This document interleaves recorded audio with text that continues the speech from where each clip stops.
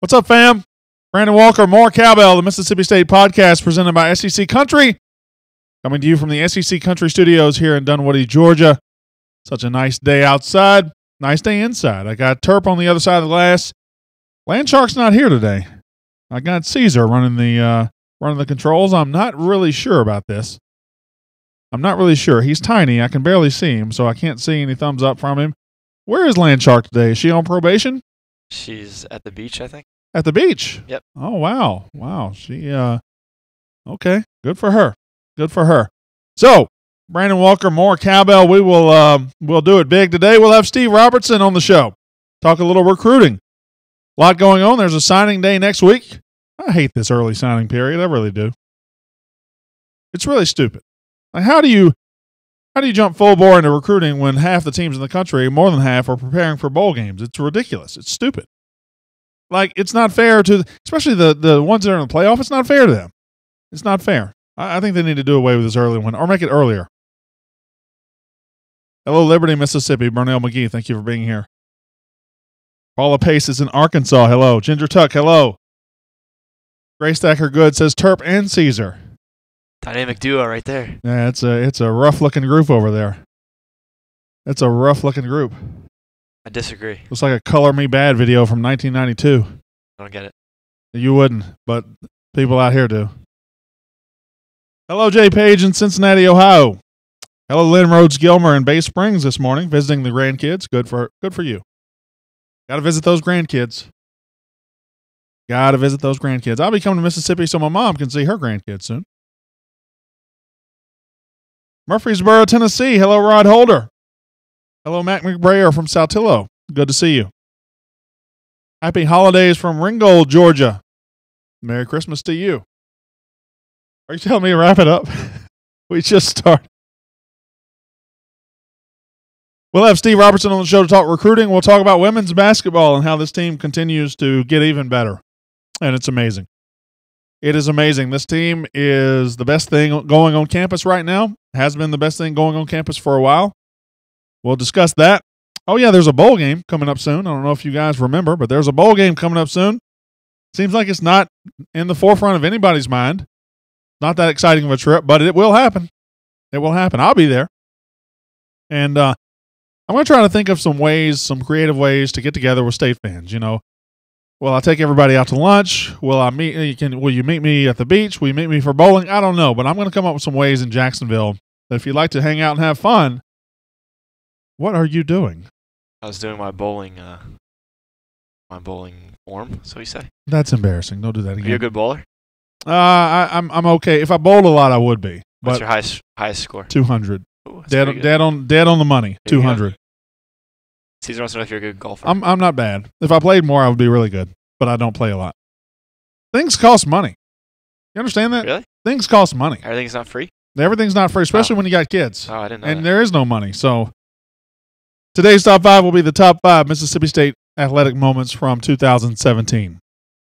That will be today's top 5. We'll have a good time with that. Yeah, Steve Robertson, the Gator Bowl, women's basketball, today's top 5. That's it, right? That's a good show. Should be a good show. We'll have Steve on in about 5 minutes. Until then, you ready to go, Terp? What am I calling him? Good 5? Call him as soon as I get in the intro. So, minute. Call him when the show starts. Okay. After I say, hey, it's Brandon Walker. That's when I'll start. Call him. Yeah. Okay. Got it. I'm also ready whenever you are.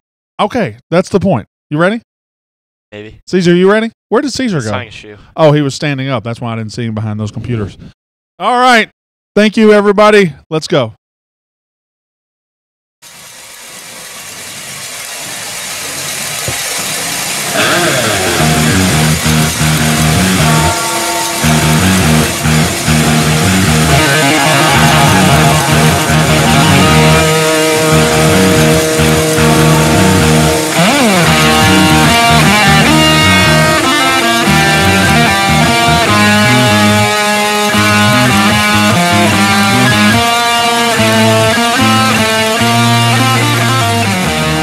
The More Cowbell Show, brought to you by SEC Country.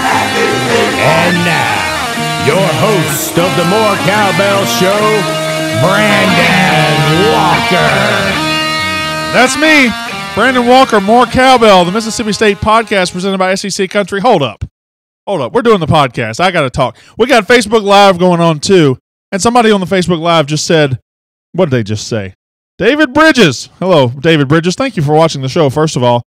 He says, you look like Hugh Freeze. What in the hell is going on? I don't look like Hugh Freeze. In my face? What do you mean in my face? I don't look like Hugh Freeze. That has just changed the whole dynamic of this show.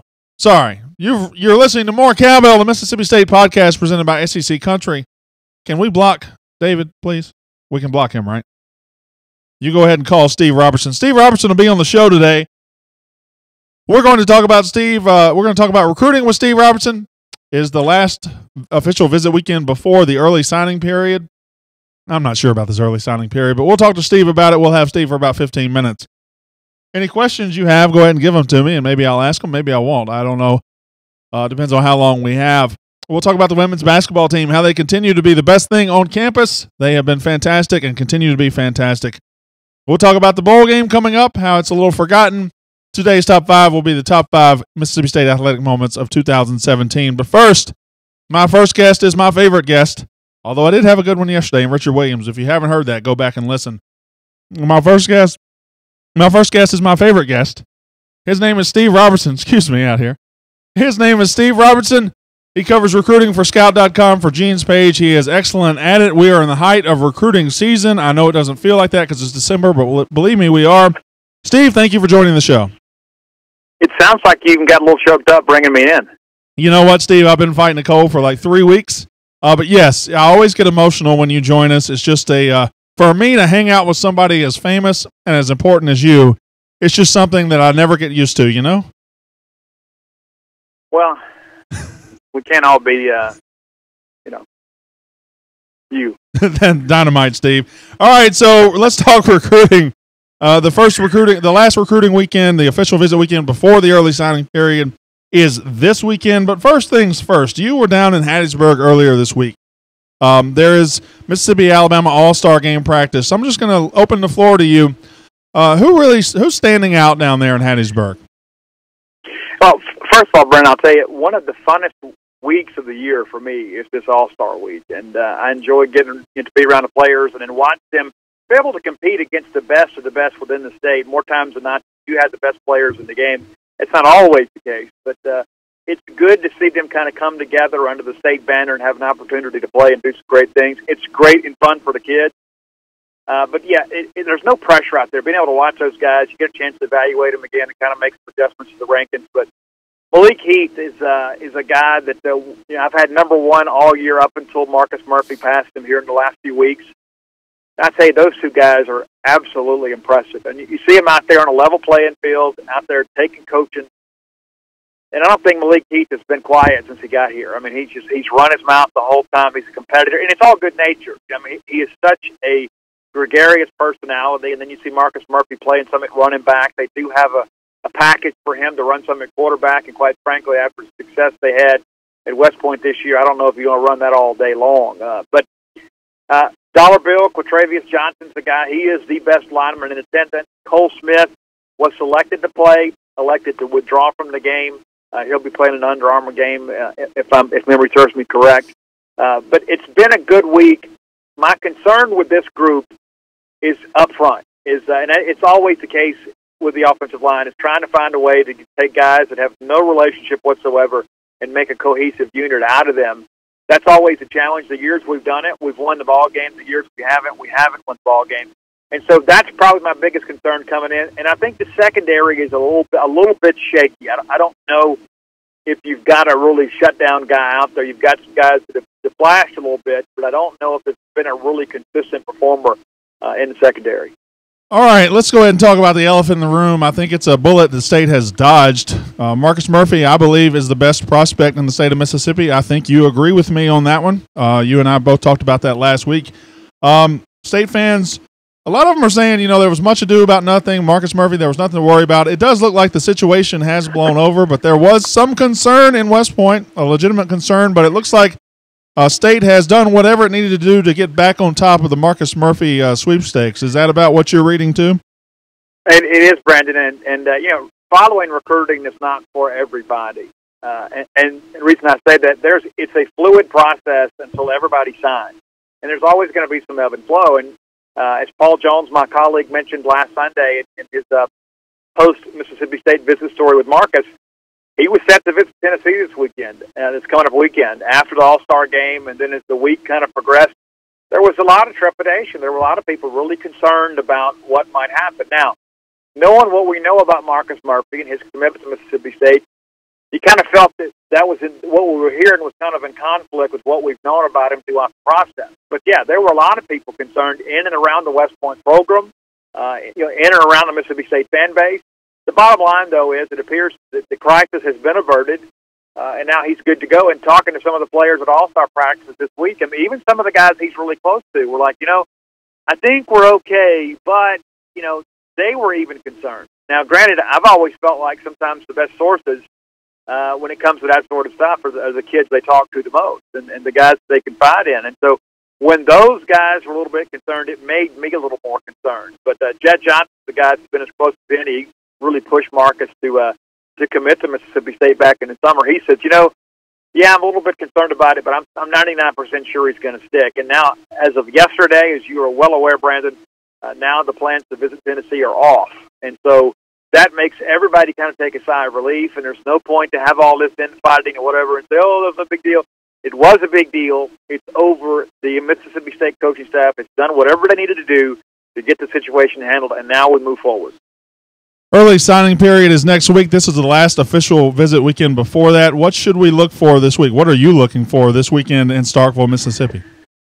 Well, a handful. A handful of guys. One of the things that the Mississippi Alabama All-Star game, a lot of the guys that you would like to have brought in this weekend are going to be down there. So some of them will sign next week and then visit in January, back when the open period opens back up again. But Cole Smith is the name that Mississippi State fans have heard a lot about throughout the process. Son of Brent Smith, a great offensive lineman at Mississippi State under Jackie Sherrill.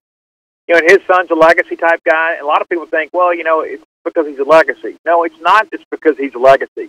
That only adds to the intrigue. But the bottom line is Cole Smith is a great offensive lineman. He is a guy that Mississippi State offered pretty early, but in many people's minds a little bit late, because they felt like with him being a legacy kid and a proven performer that perhaps we should have been the first offer. But that said, there's a really good chance he's going to be on Mississippi State's campus this weekend. That is huge. Jeff Grimes expected to leave LSU to take the offensive coordinator position at BYU. That changes things because Grimes was very, very involved in the recruitment of Cole Smith for LSU. And so I really believe in many respects it kind of gives him a chance to kind of reboot and reset. If he wants to make a move, he's got the impetus to do it. Well, that's a name that, is kind of late in the process, and it's a name State fans have always been curious about because he is a legacy, and now they're finally, after, months and months, there finally seems to be some momentum there. So this could be a huge weekend to watch with Cole Smith. What about some other prospects that I know you know about? Devontae Jason, will he be on campus? Anybody else that might be on campus to look for? I know our class is almost pretty much done. Yeah, well, I'm expecting Devontae Jason to be here, and he's one of those guys, too, that fans have been real intrigued with. And early in the process, he's going to be between State and LSU, and then he committed to Kansas. And so now that he's reopened things back up and decommitted from Kansas, it does appear that State has the momentum. Really the question, really the intrigue now is will State take both Corian Harris and Devontae Jason, or can they take one without the other? I think throughout the process, both of them have said that they're going to be a package deal and going to play together. But now when it gets down to signing day, sometimes guys have to make the best decision for themselves, and they may not ultimately have the same options when it's all said and done. I do like where State stands with Devontae Jason right now. It's just a matter now of kind of finishing. He's very close to Keaton Thompson, and so that only helps matters. But it's going to be a rather small group this weekend visiting just because of the fact many of those guys are at the All-Star game. But signing day is next week, this early signing period. I'm not a fan of the early signing period, Brandon. I think you know that. I've always been against it. I think it's really caused a lot of drama this year. It's probably unnecessary, and it's really impacted all the coaching stuff. But that said, with all of that done, Mississippi State has a chance to put the majority of its class to bed next week and then just kind of clean up in January and clean the greens up. You know what? I don't know if you even want to talk about what I'm about to ask you about, but I've talked about it a little bit. Joe Moorhead got here a couple of weeks ago, and he has been thrown in the recruiting fire. He's had to clean up some messes. He's had to, he's frankly had to drop a couple of things that were left to him. It seems to me that Dan Mullen left him in a good spot with a full class, but Dan Mullen also kind of left him in a really, really tight spot of having to make some decisions that Mullen would have had to make eventually, and maybe that wasn't all that fair to Moorhead. What's your take on that? Well, I think that's probably a fair assessment, and when you take a look at Joe Moorhead coming in, if there had already been some decisions made, okay, we're gonna encourage this kid to kind of move on, from the roster. This guy's not, producing or whatever, or we're going to encourage him to go seek other playing time. It's not right for Joe to make any personnel decisions based on Dan Mullen's evaluation. I'm sure he'll want the benefit of fall practice and bowl practice, pardon me, and then spring practice, and to make his own decisions. But you don't want to be the guy coming in right out of the gate and start throwing kids off the team. I mean, that's not a precedent you want to set, and I think that's a negative in the eyes of the Bulldog fan base as well as the player parents. I think you've got to give everybody a clean slate.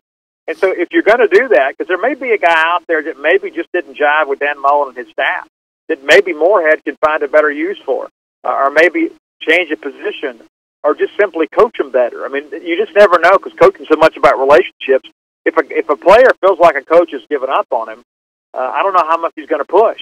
But you get a brand-new coaching staff come in, everybody's got a clean slate, and you've got an opportunity to make an impression on another coach. And so I think Joe's made the best decisions for Mississippi State football. Unfortunately, some recruits that were on track to sign with Dan Mullen are not going to do so now. Dan's welcome to take them now in Florida if he chooses to. But that said, I think Joe made the best decisions, and I think you probably call from the recruiting class rather than call from the roster, because a bird in the hand is simply better than two in the bush.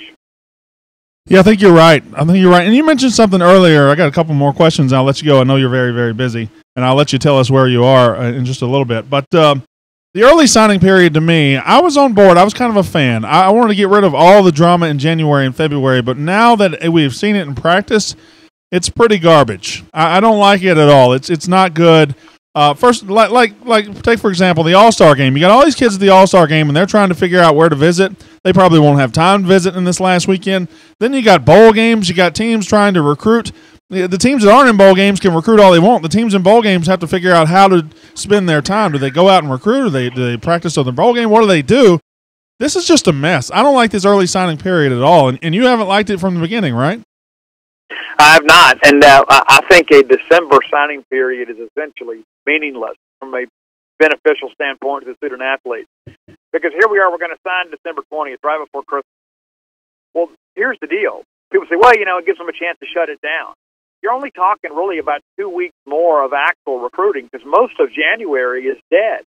And so the last 2 weeks of January leading into signing day, so we're going to change the whole recruiting calendar. We're going to go through all this drama with all this coach search for 2 weeks. I mean, that's really what it boils down to. There's just not a lot of benefit for the student athlete. I'm sure it makes a few guys that are cashing six-figure checks feel a little more comfortable. But at the end of the day, every decision that we make as far as a recruiting standpoint when it comes to NCAA legislation should benefit the student athlete. That's who it's designed for. And I don't see any benefit in this. I think in the end, you're forcing kids to rush the decision. Not to mention now, instead of having one pressure-filled date, you've got two, because it's going to be all this pressure to sign early. And as you mentioned, for guys that are playing in these all-star games or perhaps played deep into the season with their own teams and competing for a state championship. I mean, look at Marcus Murphy, for an example. Yes, he's a guy that's been solid throughout the process, but he just got done playing football for West Point, and then he's on a bus to go to Hattiesburg to play for the Mississippi-Alabama All-Star game. When's that kid going to have a chance to go take a visit? If he's playing Friday night, he can't get up and get on a plane Saturday and then maybe go to UCLA and have a meaningful visit. And so that's what the month of January allows, is these guys to make visits and informed decisions without the whole responsibility and burden of kind of playing football sometimes. I probably shouldn't do this, but I'm going to allow you to do it anyway. You host a show on Bulldog Sports Radio called The Boneyard, and it hasn't been there a couple of days, and even fans on my Facebook Live right now are saying, where's The Boneyard? Update us on that, Steve. When are you coming back? Well, Well, number one, I wanted to give you an opportunity to actually get some listeners.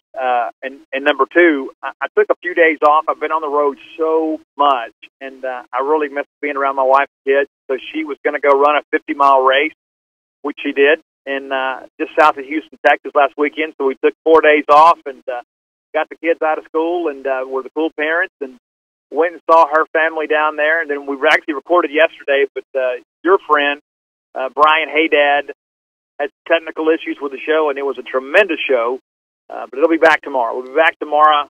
Hopefully I'll be able to kind of sponsor Brian through the process and ensure we can get a show done. But, yeah, there's no cause for concern. I've had several people message me on Facebook say, hey, man, you're okay, just checking on you. I just took some downtime and spent some time with my wife and kids and cheered her across the finish line at a pretty big race down there in Deepville, Texas. So all I heard from all of that was that your wife is so desperate to get away from you that she ran 50 miles and you still tracked her down. That's impressive, Steve. Well, coming from someone like you, I can see how you would misconstrue every bit of that. The real story is that as busy as I am, that I would make time to go support and be her number one fan despite all these demands on my time. That's what you should have heard. As a good husband, you should have been right there with me. You are a true hero, and you're out there on the road today, I think. If Facebook is not lying to me, tell people where they can catch you if they want a signed copy of the book or whatever. I am in Cleveland, Mississippi. Matter of fact, right across the street at Cotton Row Books, one of the best bookstores in Mississippi. Excited to be here from 11:30 to 1:30 today. And they sold the book and had some good success with it, and invited me up for a pre-Christmas signing. So I'm right here, smack dab in the middle of the home of the Delta Blues, and happy to be in the Mississippi Delta and getting back in. And this Saturday, I'll be at Lemuria Books, Jackson, Mississippi, from 1 to 3. So it's going to be a really busy stretch here for the next couple weeks. Hey, you going to Jacksonville? I am going to Jacksonville. Good. We'll hook up in Jacksonville. We'll have a good time. We'll go out to dinner or something, and I'll let you pay. No. That's the way that you eat. I would have to write another book. All right, Steve. All right, Steve. That's enough. Okay, thank you. But real talk. Good friend of the show. Good friend of mine, Steve. Always a pleasure to have you here. Thank you. Always happy to be here, Brandon. You reach out anytime. All right, there we go. That's Steve Robertson. Don't tell me to wrap up. All right, Caesar. You don't get to tell me to do anything on this show. Just because Land Shark's not here today because she's on probation doesn't mean you get to walk in here and be the boss. You're this tall. You could fit inside this cup. You don't tell me what to do. Anyway, moving on to women's basketball. Thank you, Steve, for doing that. That's always a pleasure to have Steve on the show. Love when Steve's here. Love talking recruiting. What I got out of that is Cole Smith, the 4-star offensive lineman out of Pontotoc. That's a name State fans need to get familiar with real quick if I'm judging right. That's a name that could be trending in the direction of Mississippi State. And after 9 years of watching John Hevesy recruit offensive linemen in the state, making a late run at Cole Smith is a breath of fresh air. That's what it is. Women's basketball, this team is legit. Again. It's been the best thing on campus for several years. It's the best thing on campus this year. Vic Schaefer has built a monster, and we saw it on full display last night. We saw the strength of this team on full display. We saw a national championship contender playing basketball in Mississippi State last night. We saw a Final Four favorite playing basketball at Mississippi State last night. This team played number 9 Oregon and just took them to the woodshed for 40 minutes. Dominated the game for 40 minutes. Never let Oregon in. Oregon was averaging 100 points a game coming in. Couldn't get that. State wins and just dominates. Tierra McCowan, outstanding. I mean, there is no word to describe what she has become for this team. Morgan Williams, steady as she goes. Victoria Vivians, 30 points. Tierra McCowan, 35 points, 19 rebounds, 5 blocks. That is insane. That is difference making. That is championship level production from your top of the line players. If Mississippi State men's basketball got that level of production from top of the line players, we'd be having different conversations every day on the show. Tierra McCowan has become one of the most dominant players in this country. Period. She is, I don't want to say a freak of nature because I don't like the word freak of nature. She is a wonder. She is a marvel of nature. 6'8", 6'9", 6'7", whatever she is, she is just she moves well. She scores the basketball. She's just an incredible player. And she has become an incredible player at Mississippi State. Victoria Vivians has become the most perfect version of herself. She's always had ability. She was a 5-star. I think, the all-time leading scorer in high school history in Mississippi. She is an incredible basketball player. She is somebody that has, in her senior year, gone up a level. She's always been able to score. You could always count on maybe her scoring 30 a night. But now she is taking good shots. She's getting it in the offense. She is a part of the team. She is the perfect version of Victoria Vivians. And then, of course, Morgan Williams, what can you say? Might be the most valuable player in the country. The fact that I'm sitting here in 2017 passionately talking about women's basketball, and the people on the Facebook Live are passionately listening about women's basketball, and the podcasts are passionately listening to women's basketball talk, and people are filling the Humphrey Coliseum with women's basketball is nothing short of amazing. It is a sport that never, ever, ever, ever had anything going at Mississippi State. We saw the incredible run last year, and I think we're going to have another run like that this year. And Vic Schaefer is worth his weight in gold for what he's done. I mean, he has created a magnificent atmosphere, a magnificent team out of nothing, and it's just incredible. If the role players on this team continue to come to their own, talking about Bibby, Johnson, others, Schaefer, this team is capable of winning a national title. Period. It's capable of winning a national championship. It was capable last year, got within one game of doing it, but this year, this team could be better. Now, they have to get better as the year goes on. I don't know if I'd say this team is better than last year now, but with Vivians making the progression she made, with McCowan making the progression she's made, sky's the limit. The goals are win the SEC, beat South Carolina, get a number 1 seed, and go to the Final Four again. And all those are very, very attainable. I love women's basketball at Mississippi State. I love this team. I love these players. I love the fact that our fan base has bought in. I love everything about it. It is the best thing we have going. And I don't have to tell you to embrace it because you already have. Oh, yeah, there's a bowl game a couple of weeks from now. Mississippi State in Jacksonville. I know it's a place we've been 3 times in the last 8 years. To play Louisville in the Tax Slayer Bowl. It's not that exciting. Get those Dan Mullen pictures off my screen.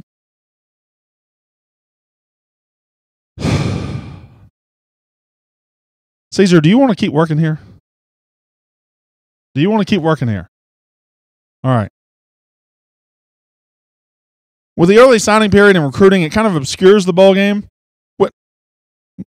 With Joe Moorhead coming on, it is certainly different. You know, this year seems like it happened. This season that we just went through seems like it happened 3 years ago. Beating LSU seems like it happened 3 years ago. The Egg Bowl seems like it happened 3 years ago. Everything has changed, and I know that has kind of dampened the stock of the bowl game. But this bowl game is a good opportunity to finish 9-4, to finish in the top 20 going into next year, into Moorhead's season. It could give him some positive momentum. Problem is, I don't see much of a path to victory. I don't think State can win this game. The way to look at this game is a growth game for Keaton Thompson, for a defense that should be loaded next year, for Kylan Hill, for guys like that. This is a grow up game. Keep getting better. Keep getting better for 2018. Now, if Lamar Jackson doesn't play, now we're having a different conversation. I'll be in Jacksonville, as will a few others. I'll find some fun ways to interact with State fans, with fans of More Cowbell. I might rent out a place and invite you that guys there. I'll figure it out. We'll have a good time in Jacksonville. We'll interact. And Caesar, you are not going. No. Terp, you might go. Caesar can't go. I don't know. You can put him in your carry-on bag, maybe. Today's top 5. Top 5 Mississippi State moments of 2017.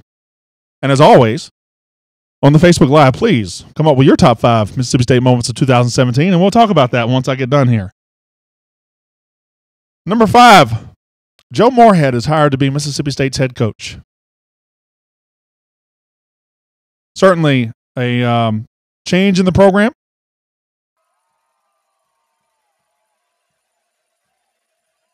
A an incredible change in the program. We didn't know Mullen was going to leave. I didn't know Mullen was going to leave. He left. Who cares? Dan Mullen's gone.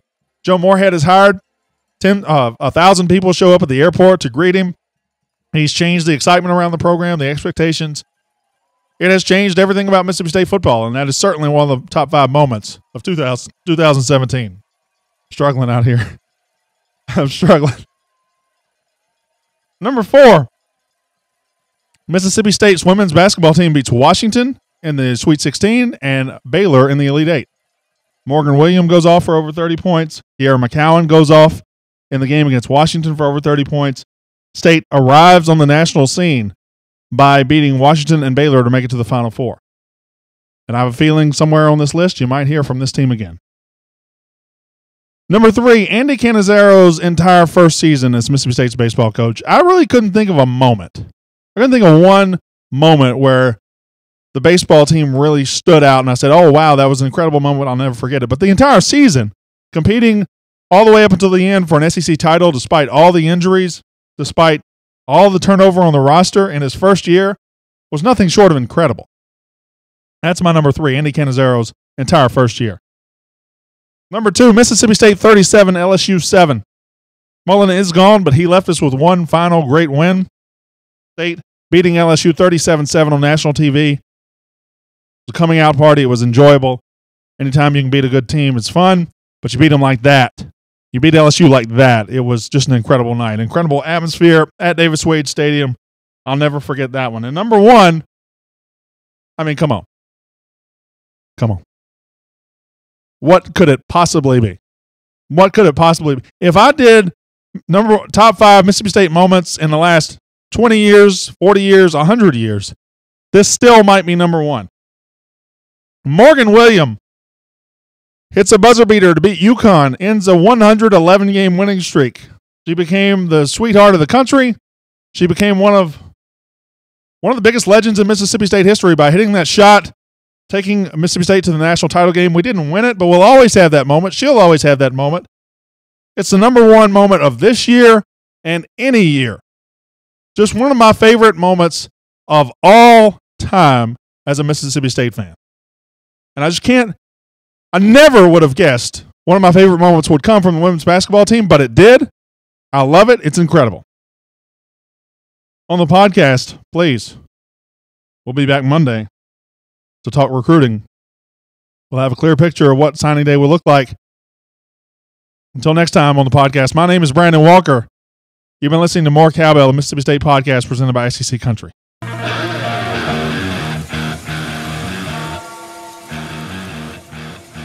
Caesar, put something on the screen. Put my logo on the screen, please. I'll look at it. I want to look at my logo.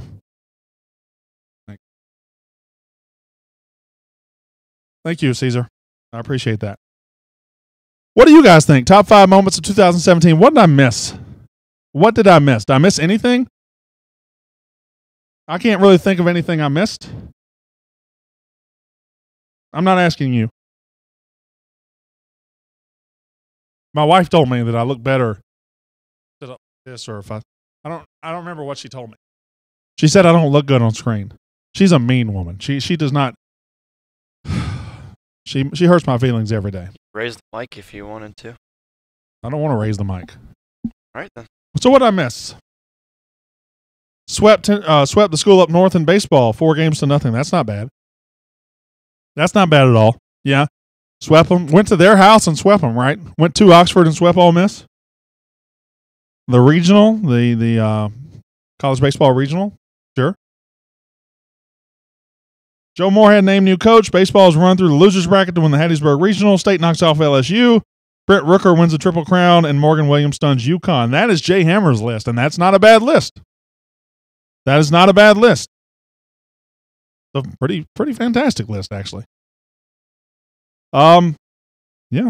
I don't know what to add to that. Pamela Hillard says need to change the logo to More Cowbell, MOOR. Okay. I need one of those shirts. Nobody sent me one of those shirts yet. Why haven't they sent me a shirt? Am I correct to assume the coaching staff will flesh out after next week? What's the delay? I don't think there is much of a delay. I mean, yeah, you're waiting on 2 or 3 spots maybe. I think most of the coaching staff is pretty much there. There was a rumor yesterday that 49ers quality control coach would be the new linebackers coach. I think you'll see the staff soon, the coaching staff. Derek Whitford says, I was at the Baylor game. All right. Good, Derek. State beats Baylor. Morgan Williams, I think that was the night she had 31 points. Brandon, I need to see more dedication from you with regards to MSU baseball. What do you want? I shouted out the baseball team. I don't love college baseball. I don't love baseball, period.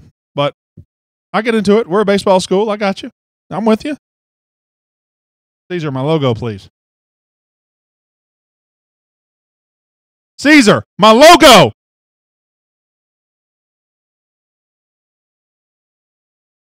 Thank you. 41 points. I don't know how many she had. I don't remember how many Morgan Williams had. She had a lot. She had a lot of big shots. Tim Doss is working on me a shirt. Tim, that's the team player. That's what I'm talking about. Okay, you can put me back on screen. Don't leave me off screen for too long because I'm very good looking. I'm very handsome. What are you laughing at? What do you know about handsome? You're 3'6". Travis Presson says I need to break down and go to the doctor. Yeah, I guess I do. It's been 2 weeks. It has been 2 weeks. Everybody seems to be naming like moments from 2014. This was the list was the top 5 sporting moments in 2017. So everybody on here is talking about beating LSU in 14 or Josh Robinson in 14. The list is about 2017. Do you think our women's basketball team will beat Tennessee? I don't think there's anybody the women's basketball team can't beat. I think the women's basketball team can beat anybody in the country. Who did we lose to last year? South Carolina 3 times, Tennessee once. Yeah, I think this women's basketball team can beat anybody. Bonnie Williamson Gable says, I'm not big into baseball, but Brent Rooker winning the Triple Crown was very, very cool. It was. It was awesome, too. Brent Rooker was awesome the whole year. It was a hell of a baseball season. And, if I'm guessing, going to be a hell of a baseball season in 18, 19, 20. It's about to get real, real fun in baseball. In probably the best baseball stadium in the country. Well, it already was, but now it really will be again. Even more so. Junior Ray says the women played their best game ever on both ends of the court. Oregon was really good. We'll see them again. Thank you, Corey Dickey. You're exactly right.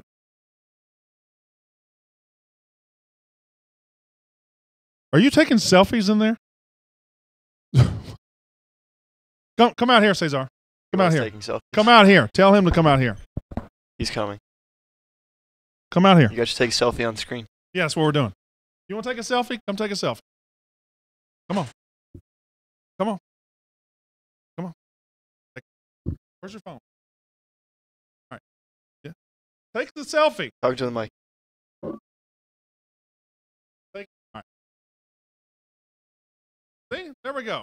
Talking to the mic. You're not talking to the mic. Okay, that was fun. I think our sports are all trending up. I would definitely say, look at that guy's sweater out there, Turk. I would say, I would say football is probably trending up. Men's basketball at some point will be trending up. Baseball is trending up. Women's basketball, yeah, I think you're right. Men's basketball is the only one that's kind of stuck in the mud, but eventually it's got to get unlodged, right? It's got to get going. It can't stay stuck in the mud with all of this talent that's coming in. You got another 5-star coming in next year.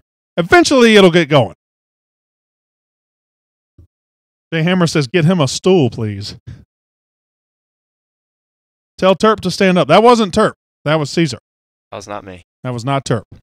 I would never allow Terp to get on camera, ever. Lee Jennings says, was Caesar on his knees? No, he's just bite-sized. He's just a fun-sized Snicker bar. That's all he is. How about our defensive coordinator? Bob Shoop, we've talked about plenty of times. I think if you are okay, if you can decide those Tennessee years were not on him, those 2 years, then you got a borderline elite defensive coordinator. If you can't get past those 2 bad years in Tennessee, you might be disappointed. However you decide to feel, I think is fine. I think before he went to Tennessee, Bob Shoop was regarded as one of the best defensive coordinators in the country, but he went to Tennessee, and they were a dumpster fire for 2 years. So we'll see. Did we pull one off the garbage heap, or did we get something that needs to go back there? I tend to think we got a pretty good hire here. Point City, hello. Steve C. says, are we violating child labor laws by having Caesar work here? Caesar's getting roasted in this. I like it. Oh, wow. That was fun. I enjoyed that. We need a good softball team to showcase. I think the softball team's been getting close. It's just the SEC is so brutal in softball. It's brutal in every sport, but softball, it's really brutal. Does he still eat off the kids' menu? You still eat off the kids' menu? He said no. I don't know if I believe him. I definitely don't believe him. You bet your booster seat he eats off the kids' menu. I'll come to Jackson. No, not doing that. Not doing that. What else you guys want to talk about? We got a couple minutes left. Got plenty of time.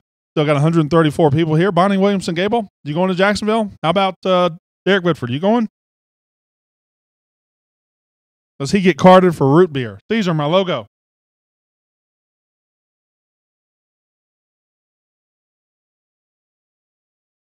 Does he get carded for root beer? I love that one. Little C, don't let them upset you. Spud Webb made an awesome basketball player.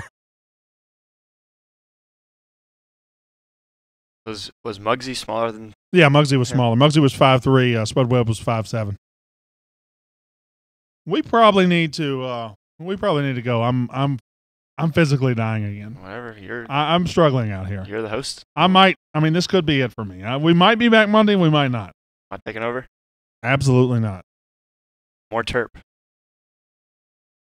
Who else will decommit to make room for Cole Smith, Devontae Jason, and others? I'm not sure. Just keep watching that. I don't know. I think there are 3 spots left. I don't think we have to have decommits for that. I could be wrong. Don't quote me on that, please. When is the recruiting deadline? I don't know about any recruiting deadline. There's going to be signing day on Wednesday, early signing period. No real recruiting deadline, so to speak. Have a great long weekend. Hashtag Terp's fault. I agree. All right. Until next time, my name is Brandon Walker. You've been watching More Cowbell. Hold on. Caesar's not in the seat. Caesar, get in your seat. How would you know? How would you know if he's standing or sitting? It's hard to tell. He's not in front of his. My name is Brandon Walker. You've been watching More Cowbell, the Mississippi State podcast presented by SEC Country.